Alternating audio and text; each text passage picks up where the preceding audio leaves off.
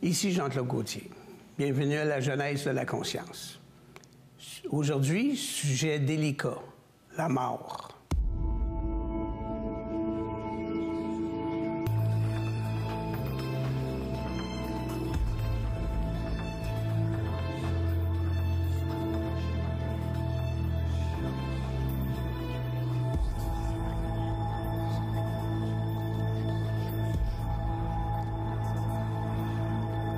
Bienvenue, Normand Pinard. Salut, Jean-Claude. Sujet délicat aujourd'hui, la mort. Délicat pour la majorité des gens. Moi, ce que je trouve délicat, finalement, c'est la vie.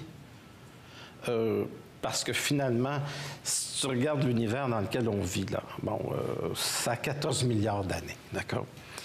Donc, je devrais peut-être pas trop m'en faire, parce que sur 14 milliards d'années, je suis jeune. Je suis jeune, ça paraît pas, là, mais je veux dire, moi, je au début de la soixantaine que je vis, là. C'est fait que finalement, on est tous issus de la non-existence. C'est-à-dire qu'on vient au monde à partir de quelque chose qui serait comme rien, d'accord? C'est-à-dire quelque chose qui serait néant, d'accord? Ça fait que sur un univers de 14 milliards d'années qui s'organise, là, la Terre, elle, c'est 4 milliards et demi d'années, puis là, il est apparu toutes sortes de petits animaux, de bactéries, apparemment qu'on était dans l'eau. Ensuite, on s'est retrouvé dans le placenta. Puis à un moment donné, tu te retrouves en vie. Puis à un moment donné, là, pendant cette vie-là, plus tu vieillis, plus tu as peur de mourir, puis finalement, c'est juste pour retourner à l'état initial, t'sais. Alors, on était beaucoup plus morts longtemps que vivants. Bon, moi, je m'inquiète de la vie. Est-ce que c'est une vie qui est réussie? Est-ce que c'est une vie qui est bien vécue dans un monde que c'est pas toujours facile non plus? Donc, je m'inquiète plus de la vie parce que j'ai confiance, Jean-Claude, moi j'ai confiance dans la nature des choses. Et je dis ceci, avant de venir au monde, on est dans la non-existence. Si mourir, c'est y revenir, bien, il y a une question délicate qui se passe ici, parce que si, avant de venir au monde, j'étais dans le néant et qu'on réussit à être, à exister, à vivre, puis qu'on était tout le reste du temps pendant 14 milliards d'années inexistants, puis qu'on apparaît dans la vie, si je l'ai fait une fois, je peux-tu le recommencer encore? Le dilemme de est-ce qu'il y a une vie après la mort? Bien, la preuve de ça, c'est que justement, je viens de la mort. Parce que c'était le néant, moi, là, je suis venu au monde de telle année, c'était le néant avant. Pour tout le monde, c'était le néant. Puis à un moment donné, tu apparais. Est-ce qu'on sait pourquoi qu'on apparaît dans le monde, tu sais? Et puis à un moment donné, bien, c'est de retourner à l'état initial, pas trop énervant. Là, regarde, on s'énerve pas trop. Moi, j'ai pas connu la période des deux guerres mondiales. Mon père a connu ça.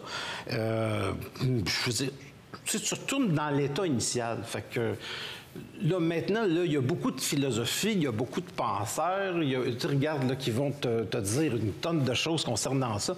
Pourquoi c'est délicat, la mort? C'est parce que c'est un vécu que tu ne peux pas prouver. C'est un vécu que tu ne peux pas arriver et dire au monde, voilà, la mort, c'est ça.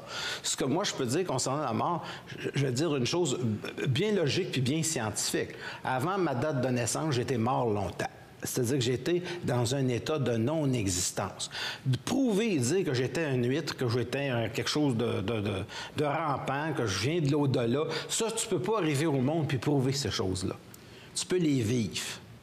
Il y a des gens qui peuvent mourir, sortir de leur corps, puis quand tu parles des entités puis que tu parles des fantômes, j'ai tendance à dire que c'est pas tellement les fantômes qui me préoccupent, c'est leurs habits. C'est leur mémoire. Ça, c'est Louis Bélanger qui avait dit ça. C'est pas tellement les fantômes qui m'impressionnent, c'est leurs habits. Puis là, il y a toujours la petite plaisanterie qui vient avec ça. Suis-je en vie? Tu sais, je veux dire, il faut être en vie pour mourir. Comprenez-vous? Il y a des gens qui vivent pas fort. Ils sont morts longtemps. Donc, pour moi, ça prend de la conscience. Ce que je trouve intéressant, je dirais ceci, arrangez-vous pour partir avec des bagages. Arrangez-vous pour partir avec des bagages, avec quelque chose qui est non périssable. Si on tente... Moi, je ne suis pas ici pour vivre ce de quoi après ou pas. Ça, je laisse ça au monde, la religion, qui ont besoin absolument de croire en quelque chose. Je n'ai pas de ces besoins-là. Moi, j'ai confiance en la nature. Puis ce que je regarde dans la nature, je vois beaucoup plus de vie dans l'univers que je vois de mort. Fait que là, on est rendu avec des télescopes, on est rendu avec des satellites artificiels, puis là, on est en train de voir la vie sur d'autres planètes. Fait que je vis beaucoup plus dans un univers qui est composé de vie plutôt que de mort. La peur de la mort, je l'ai vécu par rapport à ma mère, qui avait une peur extrême de la mort. Oui. Et lorsqu'elle a été déclarée morte pendant peut-être 1, 2 ou 3 minutes, lorsqu'ils l'ont réanimée, là, elle n'avait plus peur du tout de la mort. Moi, je connais des gens comme un écureuil dans Ice Age. J'ai fait réanimer puis voulait casser la gueule de celui qui l'a réanimé. Ça, j'ai trouvé ça amusant parce qu'il arrive au paradis des écureuils puis c'était au paradis des noix. Puis là, il voulait...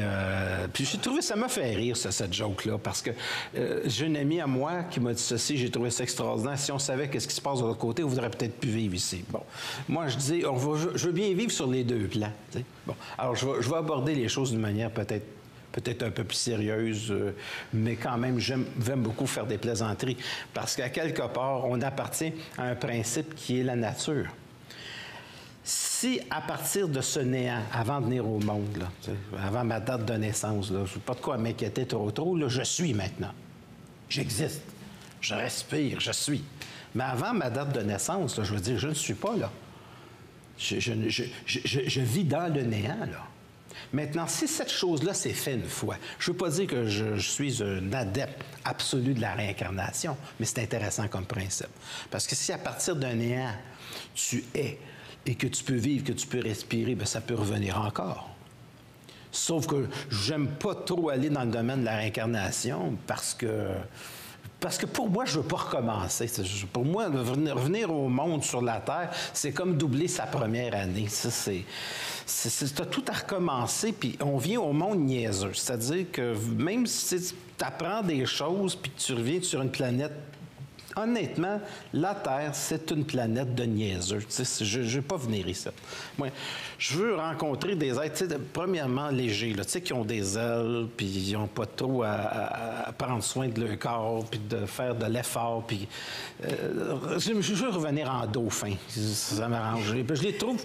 Tu sais, ils sont dans l'eau. Skipper, je vais revenir comme Skipper. Skipper, pas le kangourou, l'autre. La NASA a répertorié des millions et des millions de planètes. Il y en a peut-être une qui te siérait mieux que la Terre, c'est évident. Oui, bien, c'est parce que ce qui est difficile à vivre, puis qui est la mort, pour moi, c'est la mort que je vais trouver chez les gens tous les jours dans leur inconscience. Ça, pour moi, je trouve ça difficile. Mourir, c'est quelque chose de sacré. J'ai vécu dans les 3 dernières années la perte de... En 2012, la perte de ma sœur. En 2013, la perte de ma mère, de mon père puis de ma mère. J'ai ressenti qu'il y a quelque chose. Je le ressens en tant que voyant, je le ressens en tant qu'individu qui a des perceptions, OK? De sensibilité. C'est pas dans le salon funéraire que ça se passe, ces choses-là. C'est dans les rêves. C'est dans les rêves que j'ai rencontré des gens que j'ai beaucoup aimés et qui vont venir me rendre visite. Comment est-ce qu'ils font ça? J'avais quelqu'un qui venait à mes conférences et qui m'aimait beaucoup et qui était jeune, qui est décédé. Et j'ai ressenti, moi sans le savoir, j'ai ressenti que c'était une nuit où j'ai dormi avec une sérénité qui était totalement absolue. Et quand je me suis réveillé le lendemain, je me sentais comme flotté. Je me sentais vraiment bien. Et j'ai reçu un téléphone de sa fille, parce que c'était sa mère qui venait de mourir, qui me dit « Maman vient de mourir ». Donc, je vais voir des gens en rêve comme ça. J'ai dit « Ça, c'est leur vraie visite ». Donc, j'ai jamais vraiment tenté de communiquer avec des morts parce que ça ne m'intéresse pas. Les morts, ils viennent nous voir quand on est prêt. D'accord? Donc, ce que je veux dire, c'est, pour moi, il y a quelque chose d'éternel dans l'être humain. Et la raison pour laquelle il y a quelque chose d'éternel dans l'être humain, c'est que maintenant, j'existe. Vous avez parlé tout à l'heure, les morts viennent nous voir. Oui. C'est comme l'adage qui dit que quand l'élève est prêt, le maître apparaît. Oui. Donc, ils savent qu'ils peuvent venir sans vous perturber. Exactement. Alors que si vous essayez de les contacter, vous risquez d'être perturbé. Je vais revenir à ça, Jean-Claude, parce que ça m'apparaît... c'est beaucoup de réflexions que j'ai faites. Puis c'est pas finalement ma réflexion qui a eu le dernier mot là-dessus. Je peux réfléchir à ça pendant l'éternité. C'est mon vécu. C'est ce que vous allez vivre par rapport aux gens de votre famille quand ils meurent, les gens qui vivent des choses absolument extraordinaires. Il y en a qui peuvent vivre rien, ils peuvent vivre une très grande solitude, une très grande déchirure. Moi, j'existe maintenant, et parce que j'existe maintenant, par ce principe de j'existe maintenant, on est tous éternels. On est en vie. N'oubliez pas qu'on est issu du néant. Avant la date de naissance, là, est-ce qu'on n'est pas dans un limbe, là? Je veux dire, on est dans le néant. On est inexistant. Puis à un moment donné, t'apparais. On est inexistant, mais physiquement. On est inexistant physiquement, puis à un moment donné, t'apparais. C'est-à-dire que tu as une date de naissance, tu viens au monde, puis tu viens pas au monde la journée de ta naissance. Tu viens au monde graduellement au fur et à mesure où la conscience se développe. C'est-à-dire que tu commences à venir au monde vers l'âge d'un an, un an et demi. Le monde apparaît graduellement. Parce que la naissance n'est possible que dans la mesure où la conscience s'associe à la naissance. Le monde est une apparition phénoménologique. C'est un phénomène d'apparition. Il va apparaître ton berceau, il va apparaître des gens qui vont venir te voir, qui vont te faire guidi-guidi. Je veux dire, t'apparais, là, tu sais, graduellement au toucher, avec les yeux. Donc, on apparaît, le monde est quelque chose qui apparaît à travers une perception personnelle. C'est une apparition. Et la conscience, elle est très intéressante ici, parce que la conscience, c'est ceci. C'est jusqu'où j'apparais et c'est jusqu'où... j'apparais dans le monde. Donc, le phénomène de conscientisation, c'est un phénomène de vécu intensif. La conscience, c'est un vécu intensif parce que c'est ça qui te permet de dire jusqu'où j'apparais dans ce monde-là. Est-ce que j'apparais juste pour aller faire du métro, boulot, dodo, qui est l'apanage de beaucoup de monde? Est-ce qu'on apparaît juste pour créer une famille, avoir des enfants? C'est une belle apparition. Mais est-ce que c'est une apparition qui est suffisante? Jusqu'où j'apparais, jusqu'où vous êtes un créateur dans votre vie, jusqu'où vous vous éveillez dans votre vie. On peut s'éveiller à côté d'une tasse de café, là. On peut s'éveiller en regardant les étoiles. Ce qui va amener la conscience à l'être humain, je veux revenir à ça, c'est très important.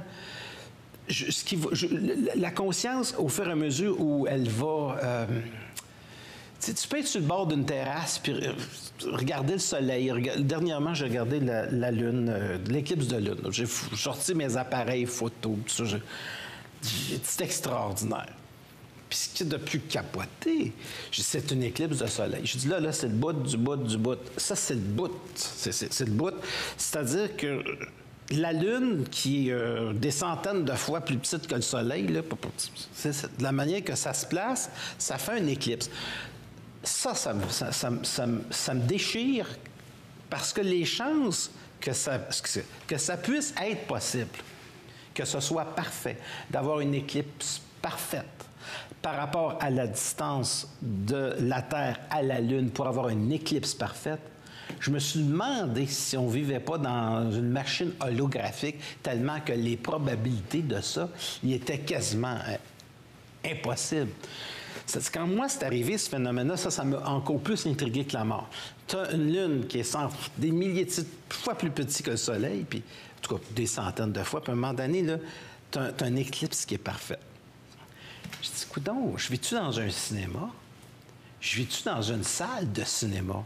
Et si vivre, c'était apparaître comme dans une salle de cinéma, puis si vivre, c'était simplement être un projectionniste qui décide du film, en tout cas d'un pourcentage du film, si la conscience, c'était aller casser la gueule au projectionniste puis dire « OK, là, tu vas m'arrêter avec ton film plate, là, je vais changer la bobine. » Moi, en fait, devenir conscient, c'est aller casser la gueule du projectionniste. Il faut que tu le mettes à terre, ce gars-là, Puis là, il faut que tu prennes une bobine qui est à terre, mais prendre n'importe quoi, parce que ça peut pas être pire que ça.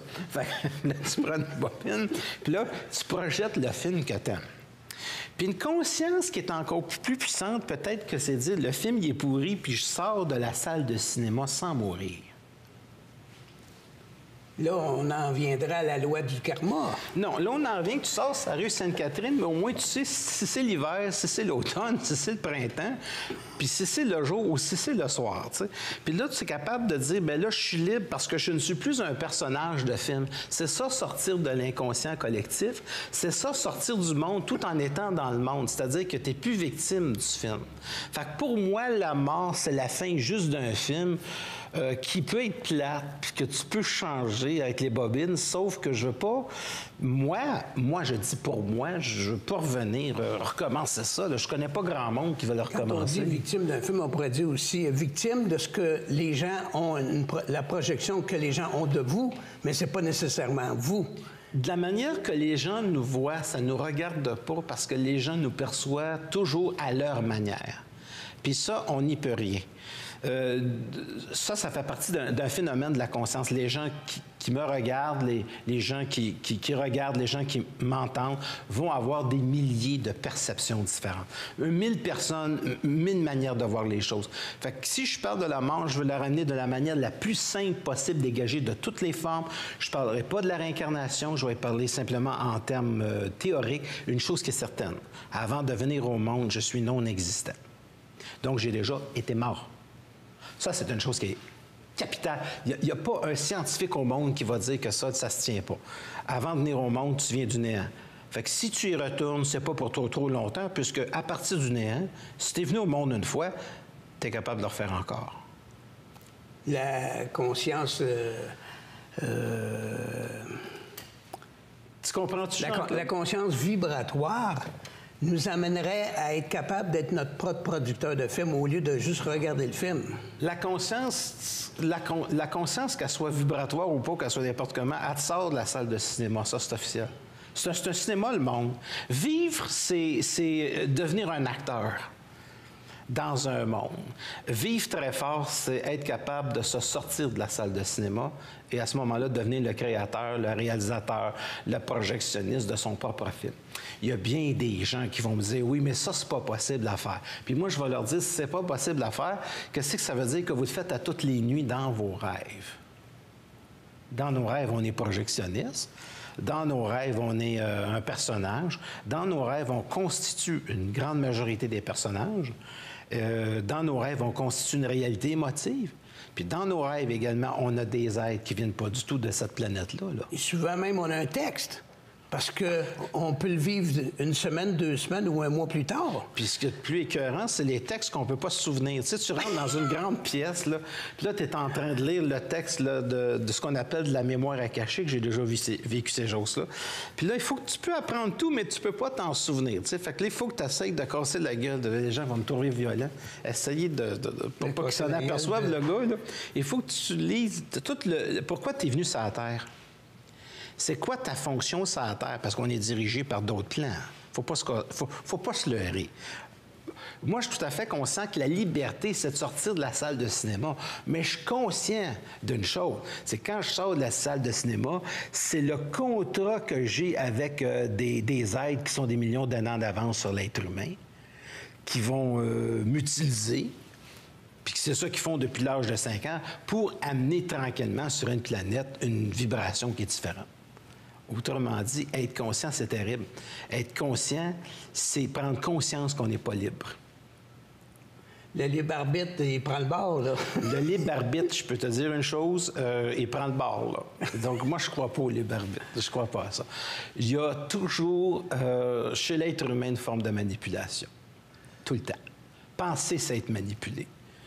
Penser, c'est penser qu'on est libre d'être projectionniste. Il n'y a aucune liberté sur la Terre. Aucune. J'ai eu la chance de connaître un grand maître yogi.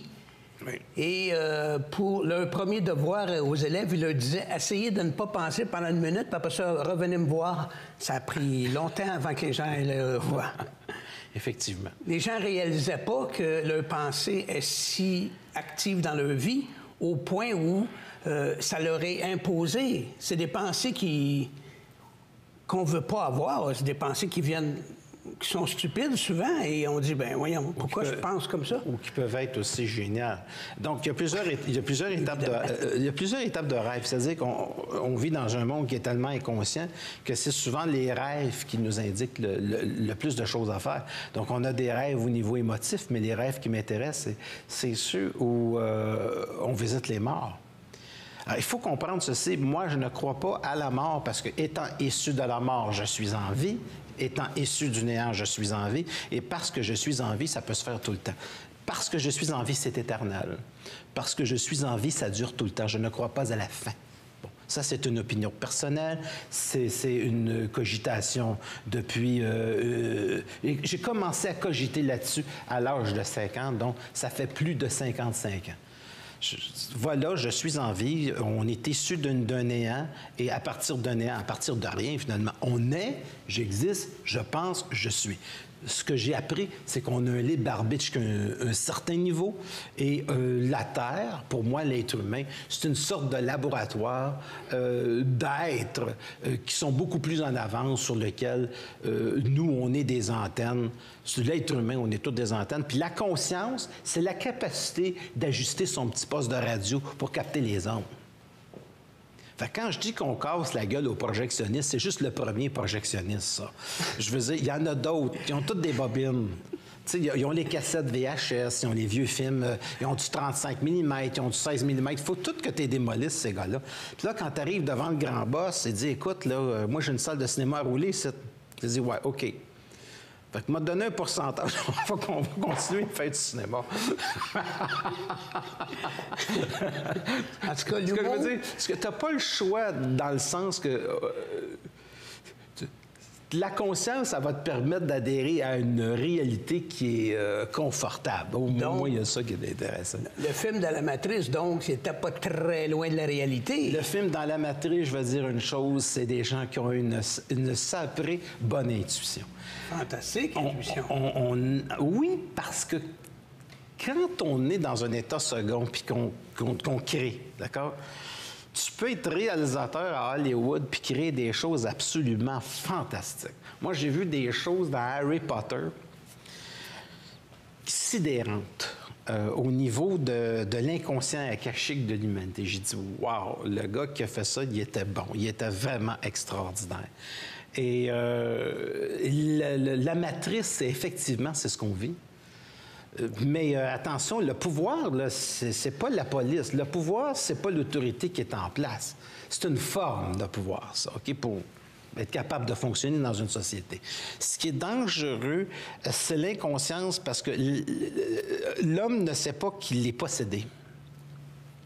L'homme ne sait pas qu'il y a des forces qui interviennent en lui. Et c'est pas jusqu'à quel degré qui est manipulé. C'est ça qui est extrêmement dangereux. Ça, c'est intéressant, parce que combien de fois que les gens ont douté des psychologues ou des psychiatres lorsqu'ils disaient que la personne, lorsqu'elle a commis son crime, n'était pas elle-même.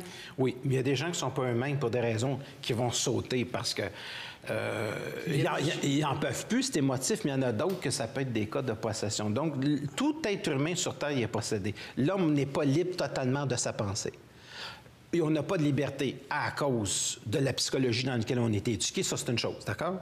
La deuxième chose, on n'est pas libre tout court. C'est-à-dire que tu peux casser la gueule à bien des projectionnistes. Il y a toujours quelqu'un qui est en train de te projeter un film. Il y a toujours quelqu'un qui est en train de te projeter un film. Puis il faut que tu saches c'est quel genre de film. Mais habituellement, on les attrape avec l'émotion. C'est-à-dire que la capacité de l'expérience de la Terre, c'est une capacité émotive. Bon. Fait que si je veux en revenir à la mort, c'est pour mettre en relief la vie. Pour moi, le mystère, c'est pas le fait qu'il existe de la mort. Pour moi, le mystère, c'est qu'est-ce qu'on fout en vie?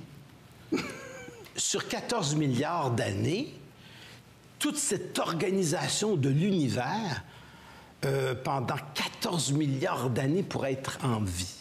Et ce qui me fascine par les temps qui courent, mais ce qui me fascine, c'est la relation télépathique que j'ai avec mon chat. C'est-à-dire que quand j'arrive près de mon chat, je parle à mon chat. Vous allez me dire, est-ce qu'il répond? Non, mais il le fait. Moi, si je dis à mon chat, cette nuit, j'aimerais beaucoup que tu couches à côté de moi. Il ne le fait pas toutes les nuits. Et puis, je lui ai dit hier. Voilà. Ben là, il descend en bas comme si c'était un être humain, comme s'il avait parfaitement bien compris le français, puis il se couche à côté de moi. Ça me fascine. Ça me fascine. C'est extraordinaire, la réalité dans laquelle on vit. Et ça me fascine, ces genres d'expériences qui sont infinies à tous les jours. Ça me fascine littéralement. La vie me fascine. Mais la télépathie avec les humains et les hommes est déjà prouvée. Est prouvée, mais tout le monde est barré. Il est barré. Ben oui. mais par contre, tu peux pas être bon en affaires si tu n'as pas cette télépathie, si tu n'as pas cette voyance, si tu n'as pas cette perspicacité. Tu peux pas réussir dans un commerce. Donc, pour moi, le phénomène, c'est à l'inverse. C'est pas la mort qui m'amène maintenant des interrogations. Ce qui m'amène des interrogations maintenant, c'est la vie qui m'amène des interrogations. Et je vois dans les gens qui sont âgés, ce qui me fascine dans les gens qui sont âgés, c'est qu'ils ont hâte de recommencer, mais avec plus de conscience. Parce qu'ils ont l'intuition d'une autre vie. Ils ont l'intuition de vouloir avoir encore 20 ans, de recommencer, de faire des folies. Accumuler le plus de bagages pour l'âme, pour... Non, accumuler le plus de plaisir. Vous êtes trop sérieux, Jean-Claude. Oui, je sais que... On vit au monde pour avoir 20 ans toute sa vie. On veut s'amuser, on veut avoir du plaisir. Il y a des gens qui sont prêts à revenir au monde niaiseux, c'est pas grave. L'important, c'est l'espèce de période où tu as du plaisir. J'ai remarqué que l'humour se manifeste souvent avec l'intelligence. Bien, c'est-à-dire que j'espère. Non, oui, vraiment. Oui. Bien, l'humour qui n'est pas scénique, l'humour qui n'est pas sadique, l'humour qui n'est pas ridicule, oui, ça permet ça. Mais moi, en tout cas, ce que je veux dire, j'ai dit ce que j'avais à dire, je suis. J'ai dit ce que j'avais à dire. Avant, ma date de naissance, c'était la mort. Fait que pourquoi je m'inquiéterais après? Nous autres, on parle toujours. Nous autres, on pense qu'on est venu au monde. Là, regarde, là, il y a eu 14 milliards d'années avant toi. Calme-toi, tu sais. Hein? Avant notre naissance, tu sais. On peut-tu prendre ce coup? On était morts longtemps. Là, on a une petite pause, on est en vie. Puis là, on se fait écœurer là-dedans. Pour les gens qui voudraient en savoir plus, ils peuvent aller sur votre site Internet?